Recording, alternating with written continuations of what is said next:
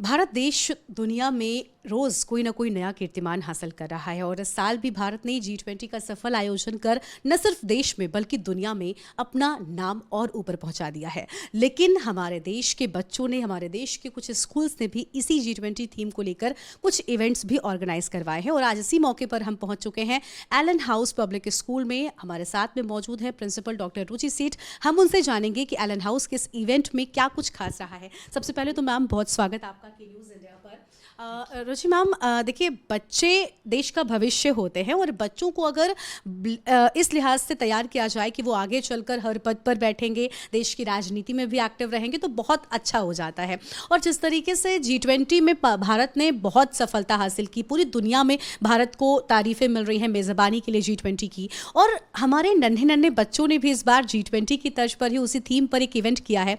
आप इसे किस तरीके से कर रही हैं और इस इवेंट को ऑर्गेनाइज कराने के पीछे क्या मकसद रहा है स्कूल का? जी, जैसे अभी आपने कहा, एक स्कूल का और एजुकेशनल्स का मेन एम है फ्यूचर लीडर्स तैयार करना।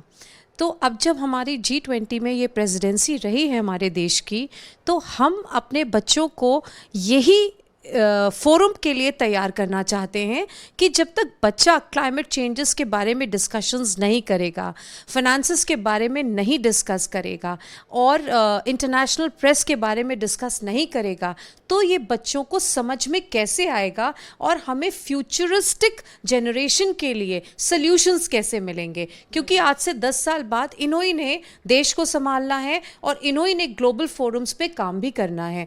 सो इसलिए इस चीज़ के साथ कनेक्टिविटी बैठाने के लिए हम लोगों ने स्कूल में ये एक मॉडल G20 समिट का आयोजन किया है। तो देखिए, बहुत ही अच्छा मकसद है इस इवेंट के पीछे। बच्चों को न सिर्फ देश की चीज़ें बल्कि विश्व स्तर की चीज़ें उनके मन में आए, वो उनको समझें, उनको जाने, इस लिहाज से इस कार्यक्रम का आयोजन किया जाता है। लेकिन मैम देखिए, एक वक्त ऐसा भी था जब स्कूलों में एक ऐसा वो बन गया था कि बच्चों को राजनीति से, खेल से दूर रखना है, अभी वो उन्हें सिर्फ एकेडमिक स्टडीज़ में ही रखना है।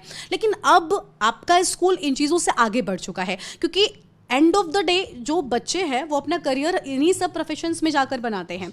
और ख़ासतौर पर पॉलिटिक्स की बात हो जाए या फिर हम देख रहे हैं कि पॉलिटिक्स में भी अच्छे लोगों का, पढ़े लिखे लोगों का, वो जो फाइनेंस को समझते हो, जैसा आपने कहा, ऐसे लोगों का आना बहुत ज़रूरी हो गया है। तो ऐसे में ये सारे इवेंट्स बच्चों को आगे चलकर बहुत मदद करने वाले हैं। डेफिनेटली, जैसे कि अब आप लोग देख रहे हैं सब तरफ न्यू एजुकेशन पॉलिसी की चर्चा हो रही है और अब जो एकेडमिक्स है ये सिर्फ पेन पेपर तक सीमित नहीं है।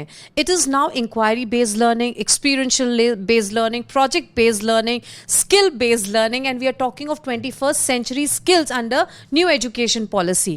तो उस वजह से क्या है, यही चीज़ें बच्चों की स्किल्स को डेवलप करेंगी। और क्योंकि जब बच्चा हमारे आपके साथ बैठ के डिस्कशन करेगा, उसी को तुम इंक्वायरी बेस्ड लर्निंग भी कहते हैं, तभी तो उन्हें हमारी ग्लोबल इश्यूज और चैलेंजेस क्या हैं तभी तो वो पता चलेंगे। जब वो स्टडी करेंगे और आपस में एक दूसरे के साथ डिस्कशंस करेंगे तभी वो कंक्लूजन्स पे आएंगे। जब तक प्रॉब्लम आइडेंटिफाई नहीं होगी तब तक सॉल्यूशंस नहीं निकलेंगे।